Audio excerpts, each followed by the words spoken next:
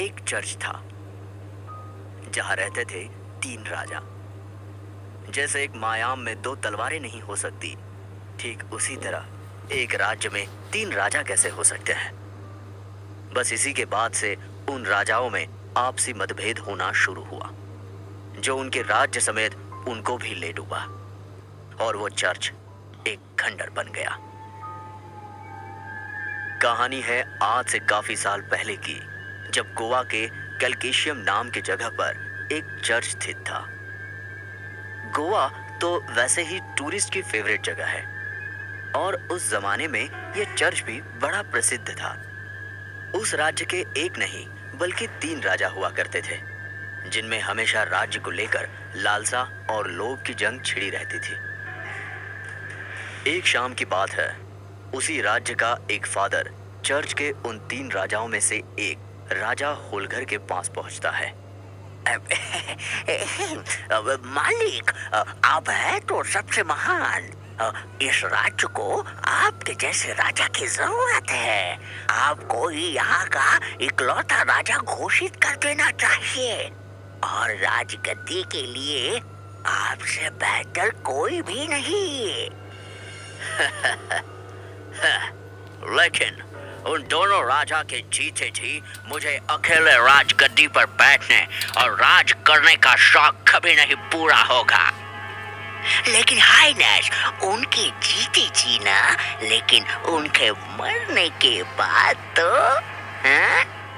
मरने के बाद तो ये मुमकिन है ना?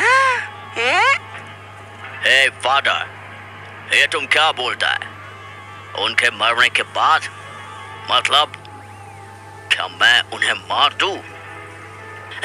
बिल्कुल हाइनेस, आपको उन दोनों राजा को मार देना चाहिए और इस कार्य में मैं आपकी मदद करूंगा। हो, लेकिन अगर मैं उन्हें मार दूंगा तो प्रजा भड़क उठेगी और फिर मेरा जनाजा उठते समय नहीं लगेगा। लेकिन महाराज, पता कैसे चलेगा? और आप उन्हें सामने से नहीं बल्कि धोखे से मारिएगा। मैं आपको एक तरीका बताता हूँ। वो फादर राज्य का बहुत ही मामूली इंसान था, पर दिल का बहुत काला था। वो राजा होलगर को उन दोनों के खिलाफ भड़काकर सत्ता का कुछ हिस्सा पाने की लोभ में था। ओके, तुम बात तो सही बोला। आखिर कब तक मैं इन दोनों से यूं ही लड़ता रहूं?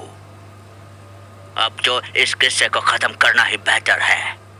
साथ ही अब दौलत का सिर्फ तीसरा हिस्सा नहीं बल्कि पूरे दौलत का मालिक मैं बन जाऊंगा। राजा होलगर हमेशा से एक लालची राजा रहा है।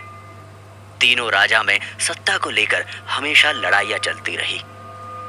अब ऐसे में अगर वो दोनों राजा न रहे तो होलगर पूरे राज्य का इकलौता राजा बन जाएगा।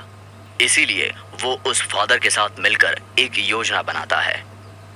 राजा होलगर दूसरे दोनों राजा को एक रात खाने पर बुलाता है, एक शांति के प्रस्ताव को लेकर। वो दोनों राजा भी होलगर के डिनर इनविटेशन पर चले जाते हैं।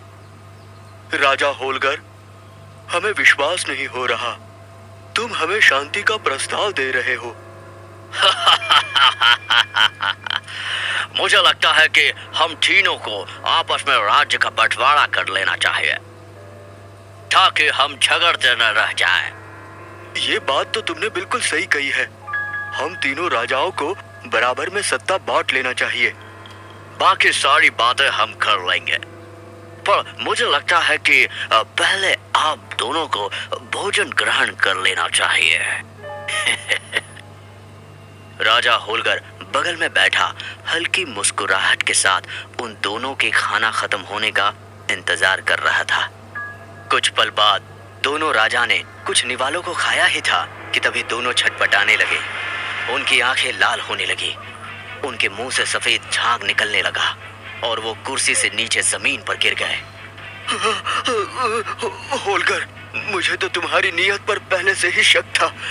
तूने तूने हमारे साथ बहुत बड़ा धोखा किया बुज़दिल। सामने से जीतने की ताकत तो थी नहीं तुझमें, इसलिए धोखे से खाने में जहर मिला दिया।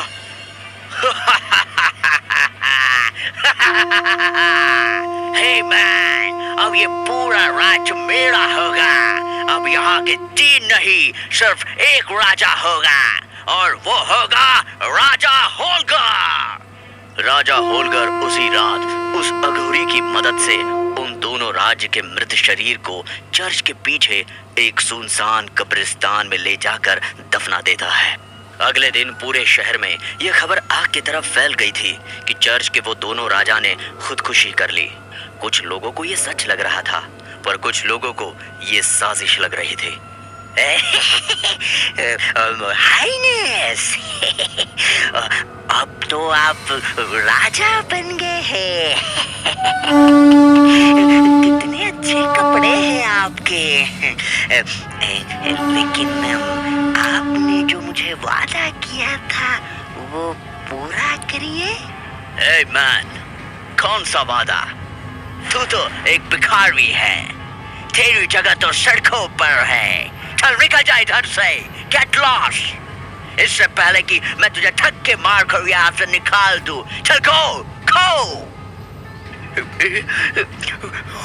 होलकर, ये आप गलत कर रहे हैं।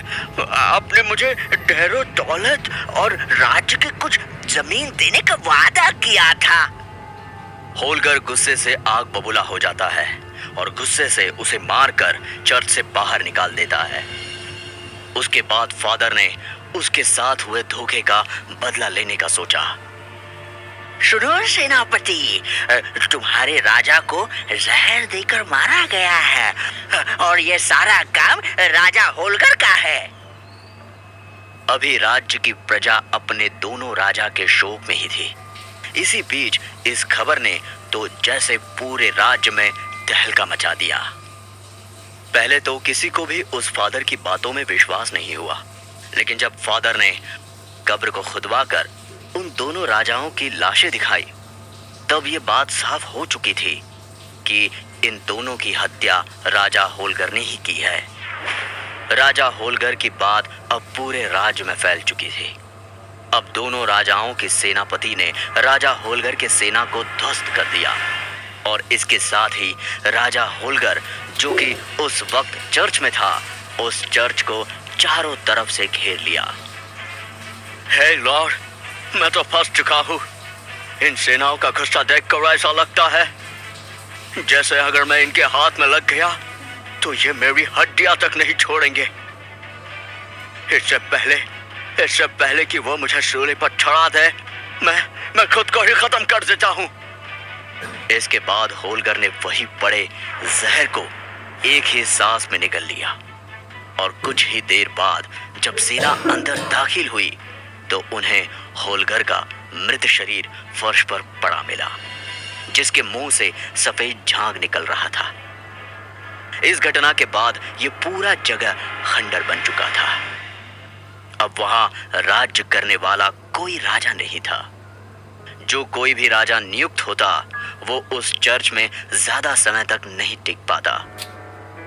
कहते हैं बहुत जल्द ये चर्च एक हॉन्टेड स्पॉट बन गया, क्योंकि शाम ढलने के बाद चर्च से डरावनी आवाजें, चिल्लाने और लड़ने का शोर वहां से गुजरने वालों को साफ साफ सुनाई देता था।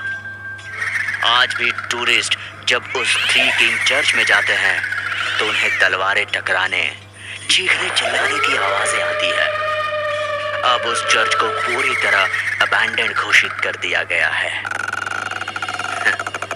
कहते हैं उन 3 राजाओं की आत्मा आज भी उस चर्च में पहरा देती है और राज्य के लिए आपस में लड़ती रहती है। मोह और लालच अच्छे साम्राज्य को उजाड़ देता है। क्या आप इस चर्च में जाना चाहते हैं? पर उसके पहले आपको इस कहानी को लाइक और कमेंट करना होगा और हमारे चैनल को सब्सक्राइब करना होगा।